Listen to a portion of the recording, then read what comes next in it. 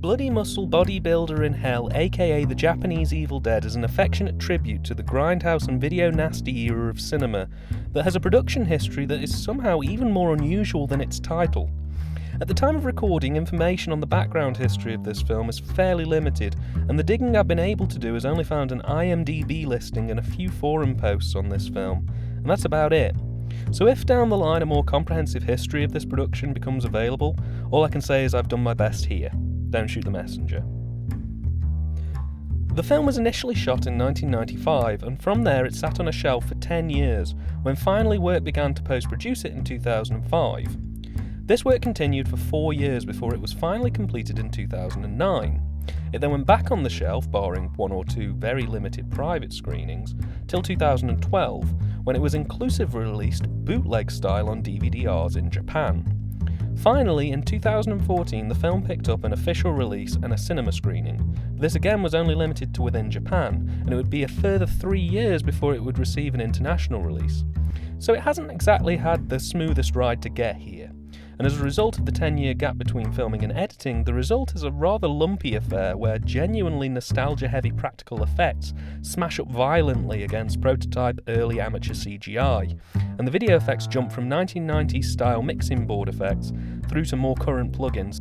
The film itself is basically a heavily streamlined version of The Evil Dead 2, but with some notable cultural differences, which I assume is to smooth it over for Japanese audiences. The film opens in the 1970s and we're immediately shown a man murdering his partner and burying her under the floor of a house. This is the only part of the film set in the 70s, and it's not really revisited in all that detail. And in all fairness as well, we're told that this happens later in the film too, so I don't really know why they felt the need to show us at all. Either way, the film then jumps 30 years into the future and we're now following that man's son, Naota, who's a bodybuilder. He receives a phone call from one of his exes, Mika, who is interested in exploring the same old house just out of town for photography purposes. She invites Naota along for the ride, and the two of them are joined by another of their friends who's a psychic and interested in the paranormal. They all head up to the house, and when they arrive, all the doors lock on them and it's revealed that a ghostly presence is there that doesn't want them to leave. From there, Naota and Mika must survive against this ghost and escape the house alive.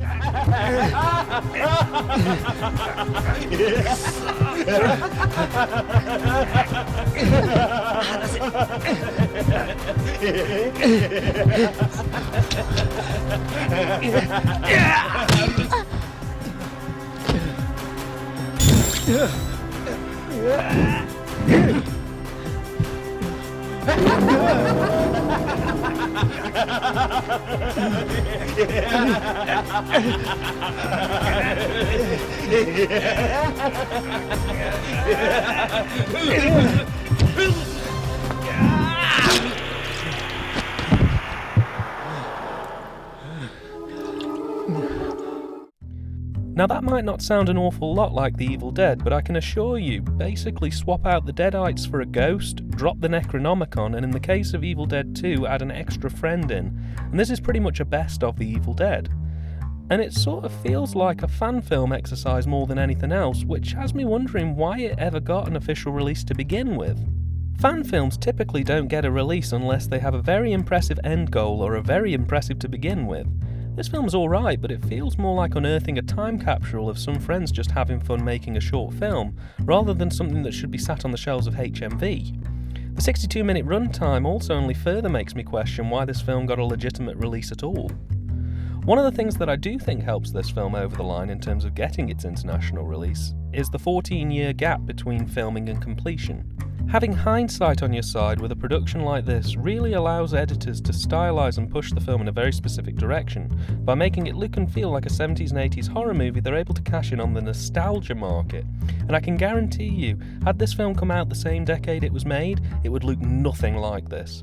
and my guess is it would have probably been stylised more in the vein of a very, very cheap-looking version of Peter Jackson's Brain Dead.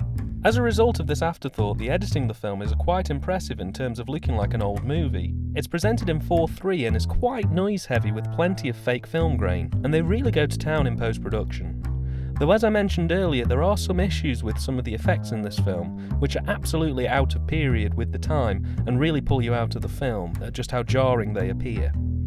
Because of this, I think it may have been the case that this film wasn't so much wrapped and sat waiting and more delayed for a very long time. In either case, it would have been nice to see a version of this film with either practical or analogue video effects implemented over what they ended up doing. Other than those effects though, the film is very faithful to the style of what they were trying for. The direction and cinematography are almost beat for beat in line with the works of Sam Raimi and early Peter Jackson, with very atmospheric and moody shots that really make it feel quite claustrophobic. And during the action sequences, there are plenty of Dutch angles and crash zooms to make the piece feel quite lively.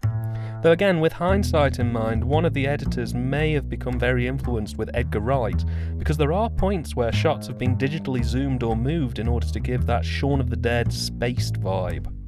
The shots all feel very muggy and washed out, and the compositions are basic, but that was how it was in these older films, and it really only adds to the faithfulness of what they were trying to recreate.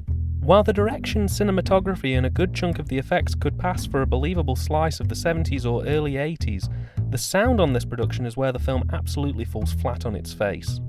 You see, the entire production is ADR'd. That means that there was no sound recorded on set, so they've had to re-record all the dialogue, sound effects, everything in a studio separately.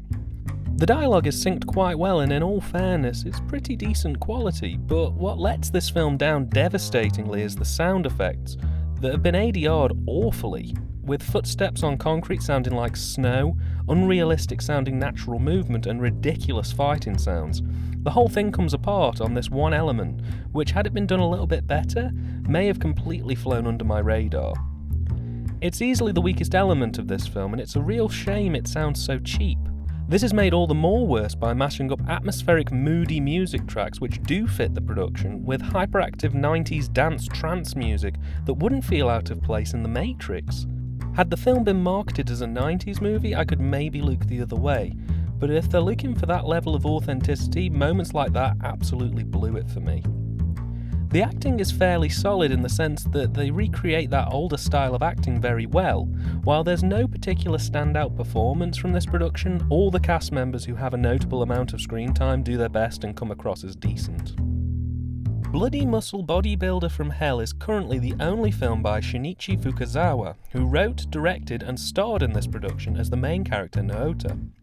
3 years after its initial release, it was finally given an international DVD release in 2017 by Terracotta Films, who've done a very nice job with this release, with a decent number of extra features, and have given this film a new lease of life with its absolutely gorgeous DVD artwork and stylised menu designs. It could have been a very bare-bones release, but they seem to have gone the extra mile on it, and I'm very grateful for it. This film is a fun little tribute to the grindhouse films of yesteryear, and while it's far from being noteworthy and tone perfect, it's certainly worth watching at least once. It's by no means a brilliant work, but it made me laugh a few times, it made me jump at least once, and to me it felt like it was a genuine labour of love. A lot of filmmakers who try to capitalise on nostalgia by making new films look like old films often end up producing films that feel insincere about what they're trying to do, and in many ways lose the magic that make those older films enjoyable in the process. But this film feels very sincere in what it's trying to do, and I came away from it feeling like the filmmakers really understood the craftsmanship of those older films and wanted to make something genuinely enjoyable. So I would say if you happen to stumble on this film, check it out. I think you may be pleasantly surprised.